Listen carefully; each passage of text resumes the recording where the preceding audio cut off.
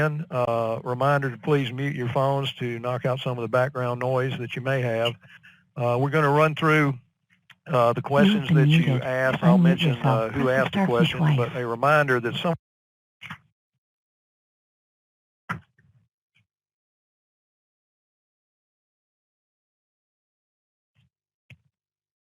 and then we'll go to open with.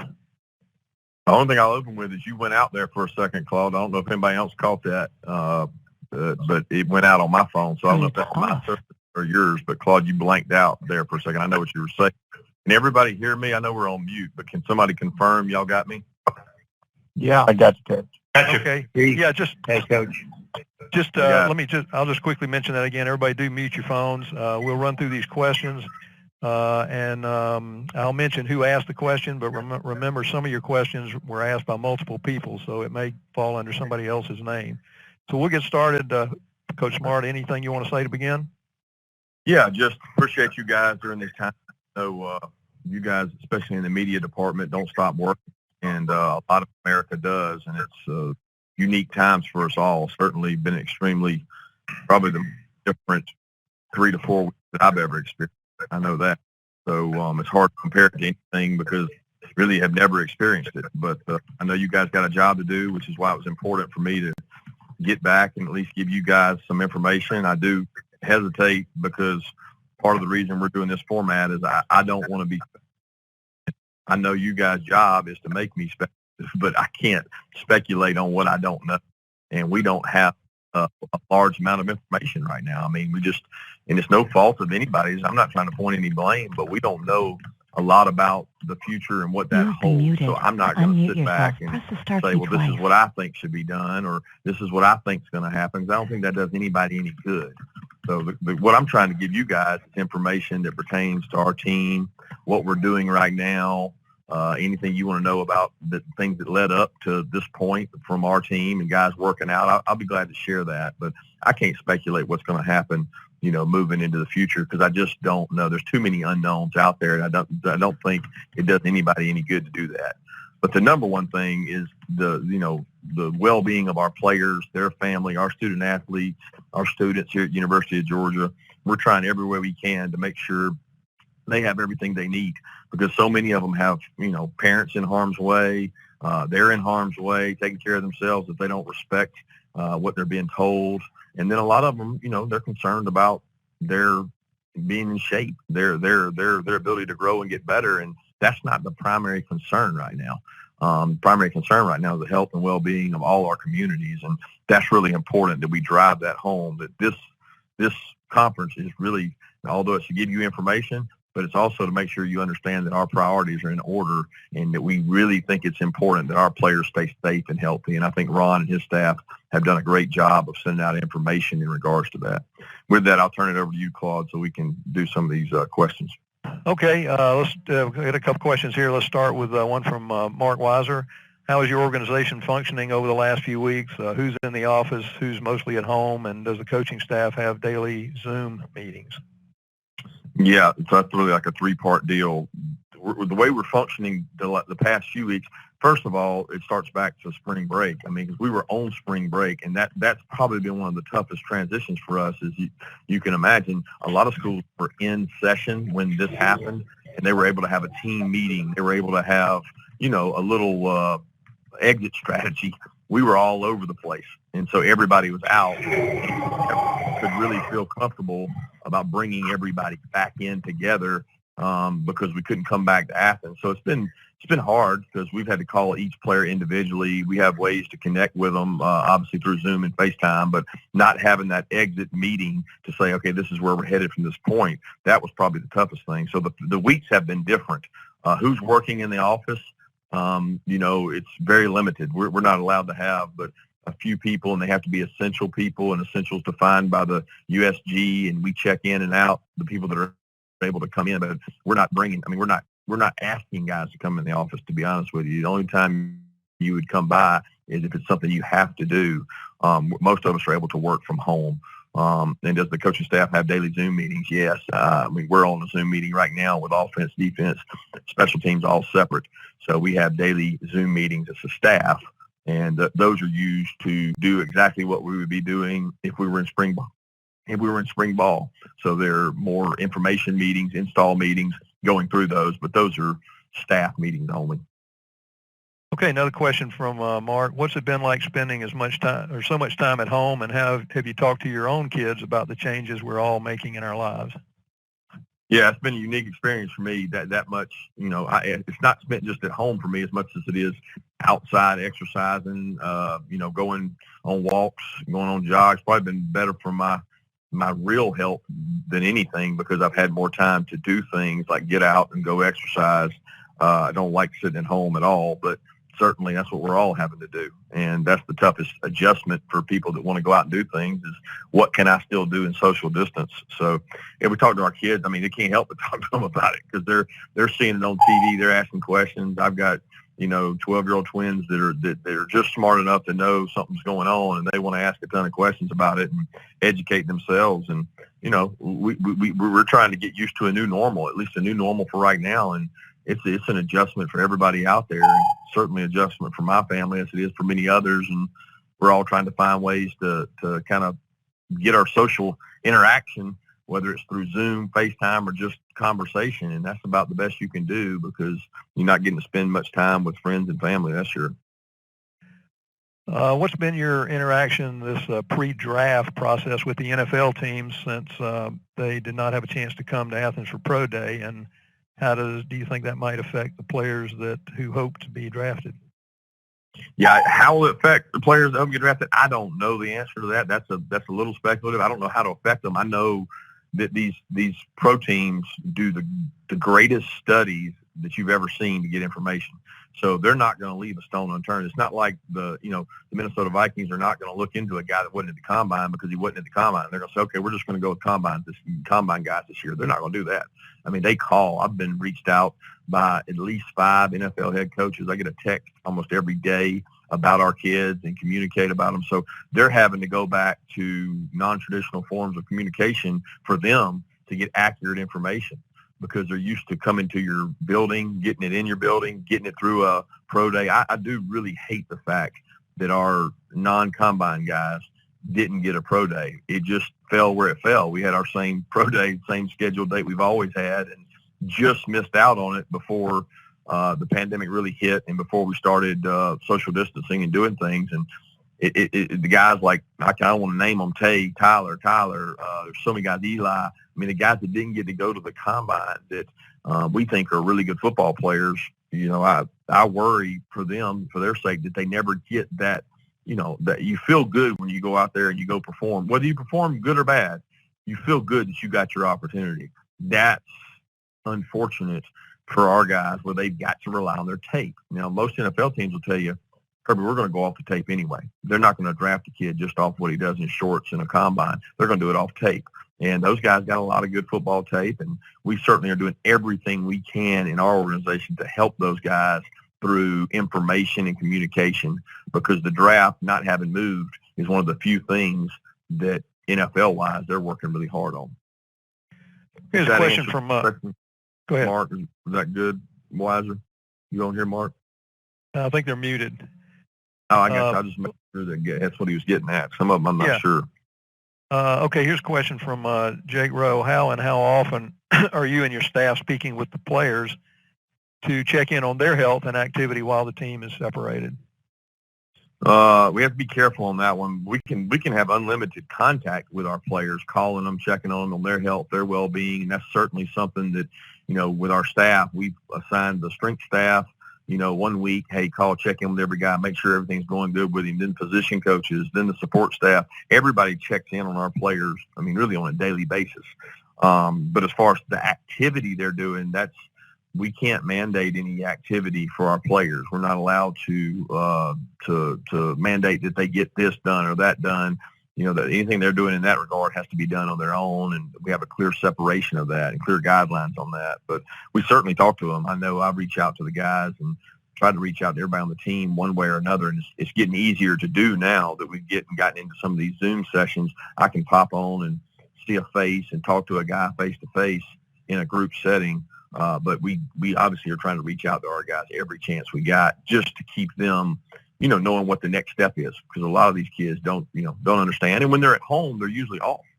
And to be at home and be, in school is very unique for our players. All right, from Anthony Dasher, what was it like spending 2 weeks in quarantine, and how do you spend your time? Well, it really wasn't any different than anybody else in the country when you think about it. I shared that with some people we ended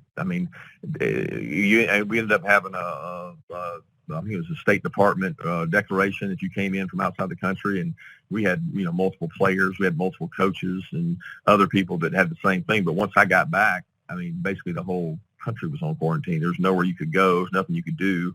We shut down our offices, so there's nothing much more you could do. For me, as far as what I did, is what I talked about.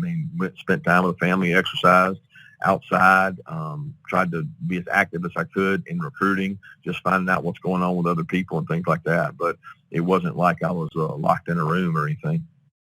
I think this also might have been from Anthony. Schools are able to start having 2 hours a week video conferencing with the players. How do you and your coaches hope to take advantage of that, and how much of a help will it be?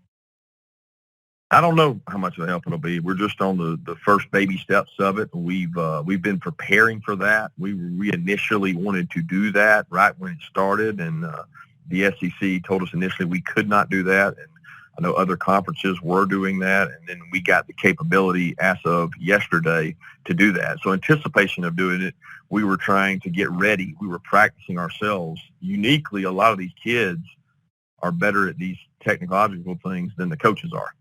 So we had to practice ourselves. We tried to do sessions within ourselves and practice to get ready so that we hit the ground running yesterday, and that those 2 hours are used, for football and not, trying to get on, trying to get set up, trying to get this done.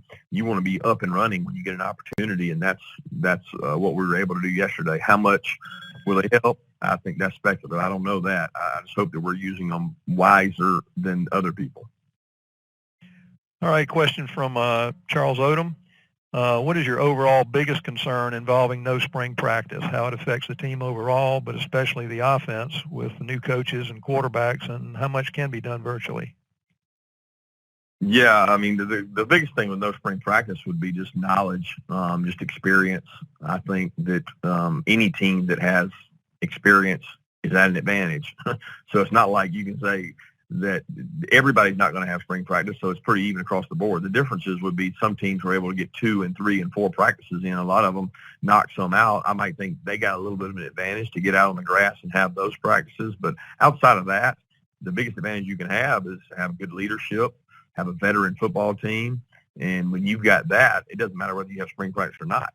And when you don't have that, it's tougher. When you don't have leadership and you don't have the experience in certain positions. So as far as the QBs and the offense for our guys, we were able to meet leading up to spring practice. A lot of people forget that. We were able to have walkthroughs leading up to spring practice, which we maximized that time and knew that we needed that time, not anticipating not spring, just knowing that we had, new quarterbacks and new really offensive systems. We had to make sure we spent time with that. So we spent a lot of time on that, but how much of it can be done virtually? I don't know that. I think that's something we're coming across now. It's really more how much can they digest virtually, because you want to give the kids everything they can. We're trying to act like we're going through spring practice right now, and we're doing it with our players virtually, but with 2 hours a week, it makes that a little bit tougher. Okay, question from Seth. Can you describe what recruiting is like right now without any physical contact, and how it changes the way Georgia recruits in terms of the technology, timing, and taking commitments and making offers? It's unique because this year February was dead, if you guys remember, and that I'm not saying that hurt us. Everybody was even. It was just unique because February is the time we get a lot of visitors. Like we get a ton of Saturday, Sunday visitors, and the kids come in. Local kids from Atlanta would come over. So we lost all that February. So during February, you had to look at it and say, how can I recruit without them coming to campus? Well, lo and behold, that's how we're having to recruit the total time now.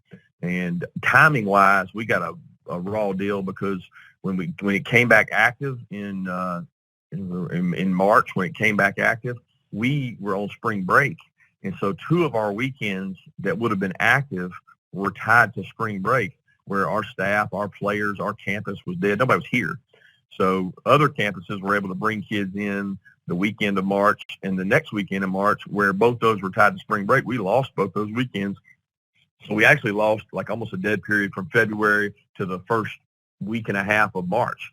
And so we lost all that time. So for us, it's really been, FaceTime, communication, talking to family members. We're checking on the well-being of everybody we recruit. We're not making it about selling Georgia as much as it is, hey, what's going on in your community now? How is your high school dealing with this?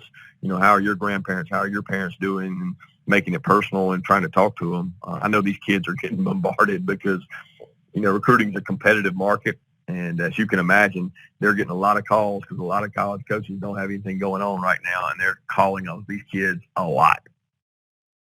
All right, another question from Seth. Is Todd Monken going to be the quarterback coach? Yes, that is the plan. And what was the thinking on Scott Cochran as special teams coordinator? Scott and I have had a relationship for a long time, and just when I think of good coaches, I think of guys that can relate to players, that can I've always judged a coach by two qualities. What is his ability to make players want to play for him? Like his relationship. Is he gonna do players want to run through the brick wall for their coach? Do they respect their coach? Do they want to play hard for their coach? Can he relate to them in a personal way and get them to do something that maybe another coach can't? Does that separate them? And then their ability to recruit. And both those two things, the 9 years I was at Alabama, he was outstanding at. He was always involved in some way, shape, or form with special teams. That's always been something even dated back to when I was at LSU. He was a kind of a quality control guy at LSU that worked with special teams. So his background has been around that. And we certainly have a staff full of guys: Glenn Schumann, Dan Lanning, Todd Hartley, Cortez, Dale, Charlton, have all had special teams duties in their career. So this is not Scott Cochran's the only special teams guy on our staff. We have an immense amount of knowledge and experience in special teams, and they'll draw on that. Scott will be the special teams coordinator, but we'll use the entire staff to help with that. We got quality control guys who do a great job coaching our coaches. And then I'm involved with the special teams and always have been and always will be, because I think it's a really important part. So the big part was just hiring Scott, because we felt like that he brought a lot to the table in terms of the entire organization.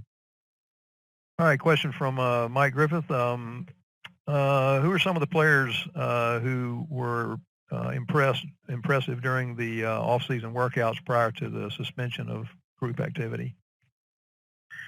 Well, it's so hard. You never got to put on pads. You never got to go out and do anything. And, a lot of football is built off pads, and we don't get to do that. Now, we did get to do all-season running and movement and agility. And, there's a ton of those, that sophomore, junior group that's kind of like waiting on their chance to step up and really have an impact. And I hate to single any one guy's out, but there's guys just working really hard. I thought that George was competing really hard and doing good things in the workouts. He liked the competitive side of the things. Clay Webb was a guy who was really competing hard, did some good things. And those James Cook, we had competitions daily to see, who was going to win individual battles. And James probably had the largest winning percentage. He and Zamir really challenging each other and competing really hard. And those guys continue to grow. The freshmen that just got here, the mid-year enrollee guys, it's hard to single any of them out because they're still learning the new system. They're still figuring out all-season workouts. But there was a lot of kids that were working really hard. Schaefer's coming back off injury, and, not that he was an outstanding performer, but considering he wasn't able to do anything for 6 to 8 weeks, and now he's coming back out there competing and pushing through adversity. I was really proud of the way he worked and he tried to lead. So there's a lot of guys that did some good things, and I was excited about the offseason we were able to have. Okay, next one, this is also from Mike. Do you have a date in mind when you think practice and group conditioning would need to start up for the season to start on time, and in terms of making sure players are physically prepared for a regular season as we currently know it? Yeah, that one's like completely speculative. I can't say, Mike. You'd say, well, what's your opinion? I don't want to give an opinion on that because I don't want to be speculative and guess. I think you'd have to leave that up to the medical people. I've certainly visited with Ron, and the SEC is doing studies, the NCAA is looking into that. I know the NFL's come out with some dates they feel like they would have to start by, but to put a time on that, I just don't think it's fair, and I don't think we as coaches should be going out there saying that, because we're not the exercise scientists. We're not the medical people and professional. We can say what we feel, but it doesn't matter if a medical person disagrees with us. So I would hate to even speculate on that. Okay, for guys like Blaylock and Mathis, how have their rehab processes been impacted? Really haven't been. I mean, the great thing about rehab is you can do it anywhere. You might, Ron has them set up. They come over, do check-ins with Ron. If they choose to be here in town, they can do their rehab locally here and have access to everything. I mean, the good thing is Ron knows so many people across the country that every one of these kids, he can reach out to somebody and have a home networking plan where they can get their rehab done. And these two guys are so committed to it. Dom and Dwan, they both do exactly what you ask them to do, and they know that it helps the future of their careers to be rehab. And we got a lot more guys that are doing the same thing, guys that possibly would have missed spring that are now just rehabbing throughout, and they're committed to doing that. And the good thing is the NCAA's allowed us to help those guys. Mike also asked about your quarantine experience, which you've already addressed a little bit, but he asked, where did you go? And he especially wanted to know, did you buy any souvenirs for the beat writers? Well, there wouldn't have been anything down there where I was to get you anything. So there's nothing much coming out of there that I think you guys would enjoy. So other than some questions answered, I'm sure that's all you guys need. But the experience was fine. Like I said, it was really kind of the entire staff was doing the same thing. But as I talked to other staffs, they were all doing the same thing. And a lot of them didn't even come off spring break. They were going on spring break and were getting quarantined because they couldn't go anywhere in their communities. So it was not as bad as people made it out to be, and I made the most of it. And got to continue to do that because, it's really no different now. Okay, last question from Augusta at the Red and Black. Aside from Scott Sinclair's videos on Twitter, what other physical conditioning instructions or workouts have been given to the team during this suspension of practice? Well, we really can't. Like I said, we can't do much. We can't do anything. We can't get online and go. We can't go work out with them or have them call us and show. We can't do that. So what Scott's able to do is say, hey, if you don't have a place to go, which we're finding out not many of our guys do. You don't have a weight set. You don't have a good place to go work out. Here are innovative ways to get the same thing that you need without having to go to a workout facility, a training facility, because so many of them are shut down around them that it really makes it tough. So I know Scott's done a good job of being creative and just trying to share that kind of with the world so that anybody that wants to use it can. And Scott's done a good job of that. Okay, well, that pretty much wraps up all the questions. Kirby, this is Chip. Just check, was it Costa Rica that you guys visited for spring break? Yeah, it was multiple places down that way. Thanks. Yep. Kirby, this is Charles Odom. Thanks for doing this. I'm wondering, do you like having such a prominent former Georgia player as Todd Gurley so close by? And maybe do you have a favorite Todd Gurley story? Yeah, I think it's awesome to have him back. He number one, he's a great player, but he's a great ambassador for our program. I can't tell you how many times he's been at large events, whether it's the ESPYs or wherever, and he represents Georgia so well. Has done so much for our program. The branding he has is just incredible. So many kids, recruiting, associate with Todd, not even just running backs, but every position. He's like a premier player, and to have him in Atlanta, I know Dan is super excited to have him on the team. But as far as the story, the only thing, my biggest story with him was I wasn't here when he came, was going against him in the SEC championship. He was ferocious. He ran over one of our linebackers down the goal line and about knocked him out when I was coaching at Alabama, and just a tremendous player. And I prayed every time they didn't give the ball to him, because I thought we were blessed every touch he didn't get in that game. Thank you.